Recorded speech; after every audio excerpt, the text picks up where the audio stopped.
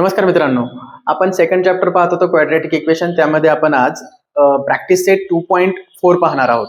Practice set 2.4 मधला second question आहे डिस्क्रिमिनंटची value find करायची. बघा, या ठिकाणी एक इक्वेशन दिलं आहे, त्याच्यामध्ये आपल्याला डिस्क्रिमिनंटची व्हॅल्यू फाइंड करण्यासाठी डिस्क्रिमिनंट म्हणजे काय, डिस्क्रिमिनंट म्हणजे b² - 4ac ही व्हॅल्यू फाइंड करायची. ठीक आहे. डिस्क्रिमिनंट म्हणजे b² - 4ac ही व्हॅल्यू आपल्याला फाइंड करायची आहे. पहिल्यांदा आपल्याला ए, बी आणि सी यांच्या व्हॅल्यू माहिती पाहिजेत. ए, बी आणि सी यांच्या व्हॅल्यू माहिती होण्याकरता आपल्याला या इक्वेशनला आपलं स्टँडर्ड फॉर्मचं जे क्वाड्रॅटिक इक्वेशन आहे म्हणजे ax² + bx + c याच्यासोबत कम्पेअर करावं लागेल. आणि याच्यासोबत कम्पेअर करून आपल्याला ए, बी आणि सी यांच्या व्हॅल्यू मिळतील. म्हणजे या ठिकाणी a = 1 x² चा कोएफिशियंट, b = 7 आणि c ची व्हॅल्यू इथे -1 आहे. मग आपण b² - 4ac याची व्हॅल्यू काढण्यासाठी याची व्हॅल्यू काढूयात. b² म्हणजे 7 चा स्क्वेअर -4 इंटू a म्हणजे 1 इंटू c म्हणजे -1. बघा, या ठिकाणी 7 चा स्क्वेअर 49 येईल, -4 इंटू 1 -4 इंटू 1 -4 आणि -4 इंटू -1 +4 होईल आणि डिस्क्रिमिनंटची व्हॅल्यू 53 येईल. आता इक्वेशन नंबर 3 पाहूयात आपण. इक्वेशन नंबर 3 मध्ये काय दिलंय त्यांनी की √2 हा फॅक्टर या ठिकाणी देऊन थोडंसं प्रश्न कॉम्प्लिकेटेड करण्याचा प्रयत्न केलाय. परंतु बघा, आपण व्हॅल्यू जर पुट केला ए, बी आणि सी च्या आणि अॅक्युरेटली काढल्या तर आपल्याला डिस्क्रिमिनंटची अॅक्युरेट व्हॅल्यू मिळू शकते. आता या ठिकाणी आपण स्टँडर्ड फॉर्मशी जर हे इक्वेशन कम्पेअर केलं तर ए ची व्हॅल्यू या ठिकाणी √2 येते आणि बी ची व्हॅल्यू येईल +4 आणि सी ची व्हॅल्यू येईल 2√2.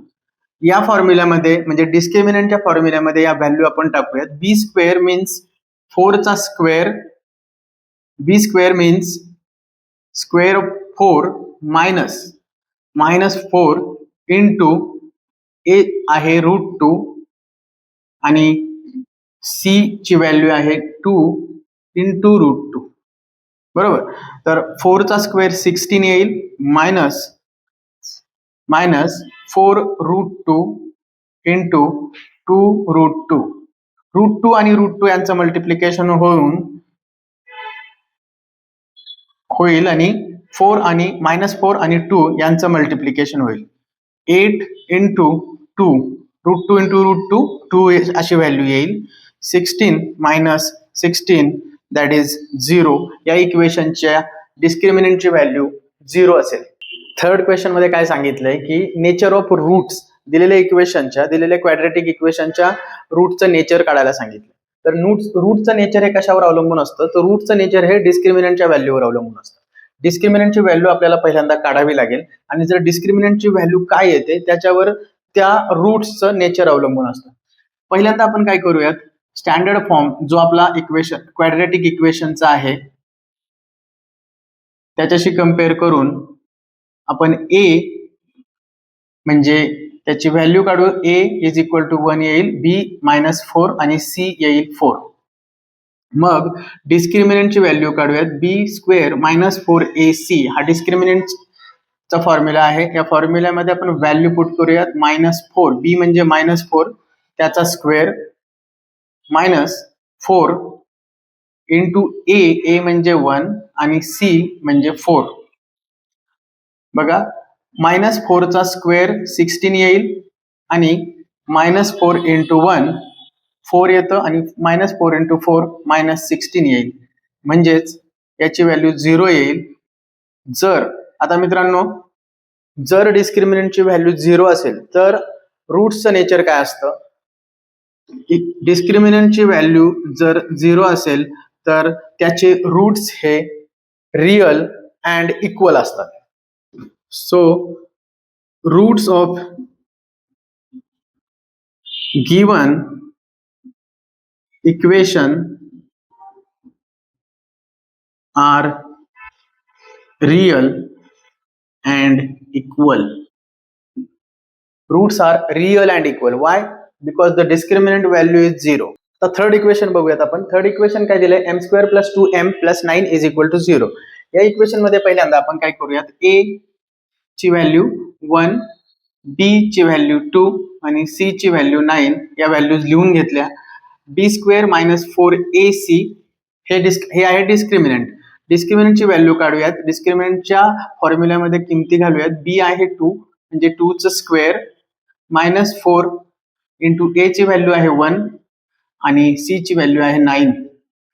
बघा इक्वेशन जर सोडवलं त्यानंतर 2चा स्क्वेअर 4 आहे -4 इंटू 1 4 आणि 4 इंटू 9 36 म्हणजे 4 - 36 म्हणजे डिस्क्रिमिनंटची व्हॅल्यू येते -32. बघा b² - 4ac या डिस्क्रिमिनंटची व्हॅल्यू जेव्हा 0 पेक्षा लहान असते त्यावेळेस रूट्स काय असतात, रूट्स आर नॉट रिअल. म्हणून या दिलेल्या इक्वेशनचे रूट्स हे नॉट रिअल्स असतील. आता फोर्थ क्वेश्चन पाहूयात. फोर्थ क्वेश्चन मध्ये काय दिलंय, तर अल्फा आणि बीटा म्हणजे क्वाड्रॅटिक इक्वेशनचे आपल्याला 2 रूट्स दिलेले आहेत. त्या रूट्स वरून आपल्याला क्वाड्रॅटिक इक्वेशन फॉर्म करायचे. या ठिकाणी अल्फाची व्हॅल्यू 0 आणि बीटाची व्हॅल्यू 4 अशी दिलेली आहे. आपल्याला आपला एक फॉर्म्युला माहिती आहे की रूट्स दिले असता क्वाड्रॅटिक इक्वेशन बनवायचं कसं. तर रूट दिले असता फॉर्म्युला जो आहे क्वाड्रॅटिक इक्वेशनचा तो असा आहे, x² minus alpha plus beta x plus alpha into beta. यासाठी आपल्याला काय करावे लागेल की अल्फा प्लस बीटा आणि अल्फा इंटू बीटा या व्हॅल्यू काढून घ्याव्या लागतील.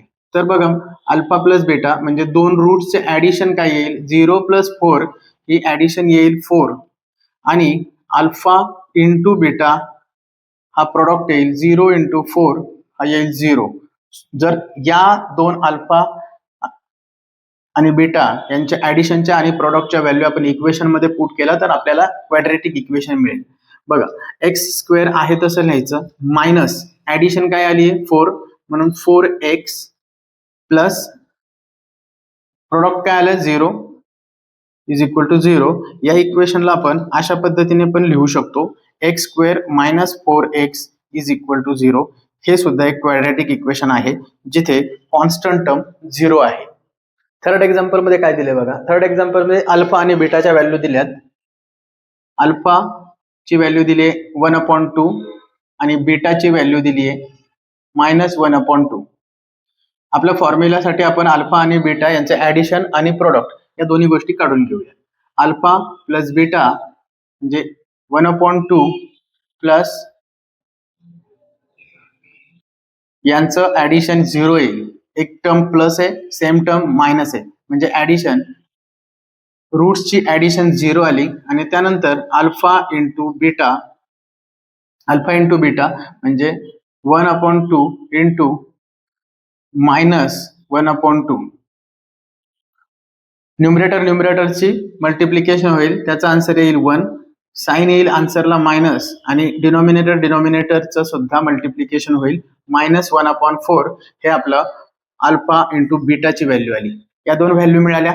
आपला रूट्स असताना इक्वेशन कसं फॉर्म करायचं याचा फॉर्म्युला आहे x² minus alpha plus beta x plus alpha into beta = 0. या फॉर्म्युल्यामध्ये व्हॅल्यू पुट करूयात आलेल्या. x² मायनस अल्फा प्लस बीटाची व्हॅल्यू आली आहे 0, x plus alpha into beta आहे -1/4 = 0. ही पूर्ण टर्म 0 होईल म्हणून आपलं इक्वेशन x² मायनस 1/4 = 0 असं होईल.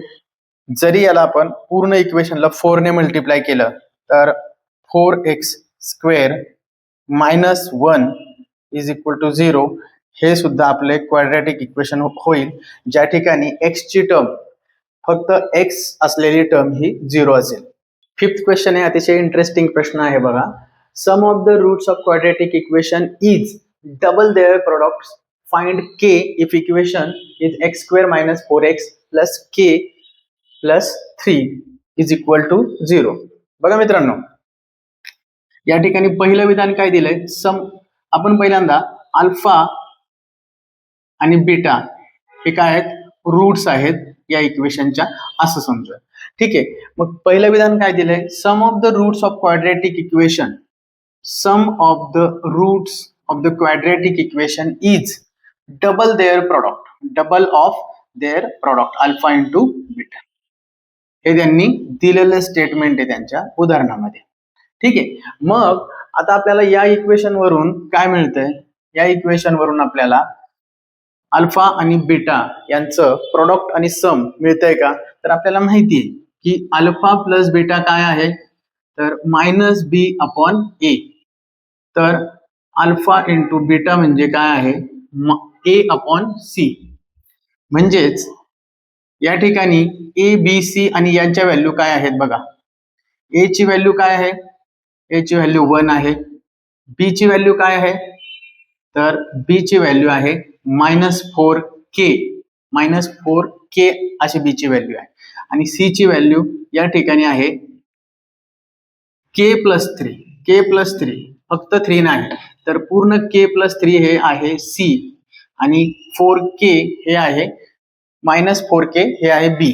मग यावरून आपल्याला अल्फा आणि बीटा यांचं ऍडिशन काय मिळतं, तर त्याचा फॉर्म्युला आहे -b अपॉन ए. म्हणजेच -b मायनस साइन, त्यानंतर परत 4k चं मायनस साइन अपॉन ए. ए म्हणजे 1, जे मायनस मायनस प्लस होईल, म्हणजे अल्फा प्लस बीटा याची व्हॅल्यू येईल 4k. त्याच पद्धतीने अल्फा इंटू बीटा याची व्हॅल्यू आहे ए अपॉन सी. ए अपॉन सी, ए ची व्हॅल्यू 1 आणि सी ची व्हॅल्यू अल्फा इंटू बीटा म्हणजे सी अपॉन ए आहे, सी अपॉन ए. सी ची व्हॅल्यू आहे k+3 अपॉन ए म्हणजे 1, म्हणजे k+3 ही व्हॅल्यू येईल अल्फा इंटू बीटा याची. विधान काय दिलंय, alpha plus beta is equal to twice of alpha into beta.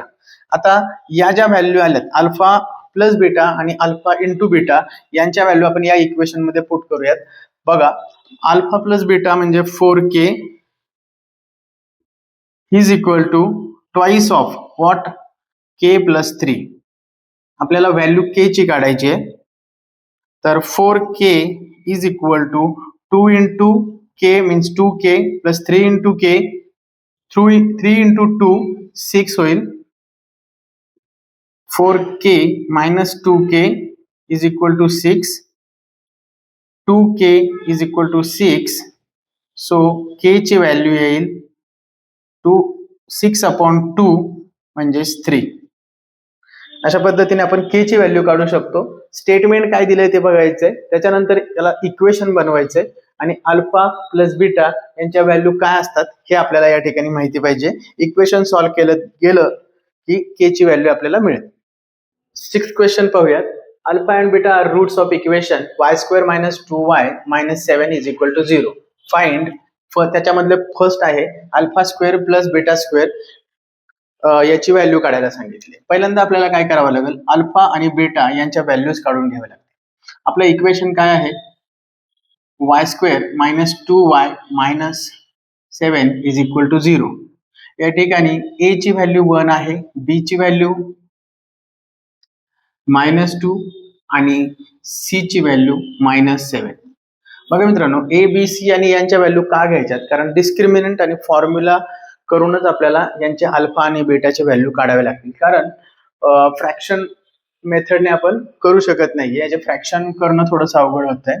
कोणत्या दोन संख्यांचा गुणाकार जर 7 पाहायचा म्हटलं तर 7 into 1 असंच फक्त होऊ शकतं आणि त्याचे ऍडिशन -2 वगैरे येणं थोडंसं कठीण आहे. त्यामुळे आपण या ठिकाणी फॉर्म्युला वापरू. डिस्क्रिमिनंटची व्हॅल्यू पहिल्यांदा काढून घेऊया. -b² - 4ac हा झाला डिस्क्रिमिनंट. डिस्क्रिमिनंट म्हणजे b ची व्हॅल्यू 2² - 4 इंटू a ची व्हॅल्यू 1 आणि c ची व्हॅल्यू -7. याला जर सोडवलं तर -2चा स्क्वेअर म्हणजे 4, -4 इंटू 1 -4 आणि -4 इंटू -7 प्लस 28 म्हणजेच 32 ही डिस्क्रिमिनंटची व्हॅल्यू आलेली आहे 32. आता आपला अल्फाचा फॉर्म्युला काय आहे?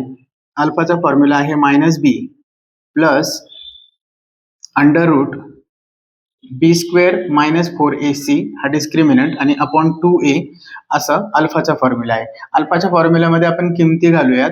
-b मीन्स -2 असं होईल ते. त्यानंतर plus under root 32 upon 2a, a ची व्हॅल्यू आहे 1, 2 इंटू 1 मीन्स 2, त्यामुळे अल्फाची व्हॅल्यू बनेल 2 प्लस रूट 32 अपॉन 2 ही झाली अल्फाची व्हॅल्यू. त्यानंतर बीटाची व्हॅल्यू काढूयात. बीटाची व्हॅल्यू सेम तोच फॉर्म्युला, फक्त प्लसच्या ऐवजी मायनसचं साइन येईल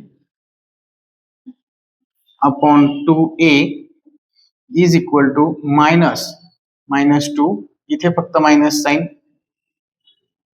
बाकी व्हॅल्यूज ॲज इट इज. बीटाची व्हॅल्यू येईल 2 मायनस रूट 32 अपॉन 2. बरं, या अल्फा आणि बीटाच्या दोन आपल्याला व्हॅल्यूज मिळाल्या. आपल्याला काय करायचंय? अल्फा स्क्वेअर आणि बीटा स्क्वेअरचं यांचे ऍडिशन. तर अल्फा स्क्वेअर काढूयात पहिल्यांदा. Okay, alpha square plus beta square यांच्या व्हॅल्यूज आपण काढूयात. Alpha square means 2 plus root 32 upon 2 याचा पूर्ण स्क्वेअर प्लस दुसरी व्हॅल्यू आहे 2 मायनस रूट 32 अपॉन 2 आणि याचा स्क्वेअर. बघा, याचा पूर्ण हा स्क्वेअर जो आहे तो ब्रॅकेट मधल्या सर्व टर्म्सला लागू पडतो आणि त्यांचा स्क्वेअर होतो. म्हणजेच 2 चा स्क्वेअर 4 प्लस रूट 32 चा स्क्वेअर होईल 32 अपॉन 2 चा स्क्वेअर 4 प्लस 4 मायनस 32 अपॉन 4 आणि हे इक्वेशन सोडवलं आपण. त्यानंतर 36 अपॉन 4 प्लस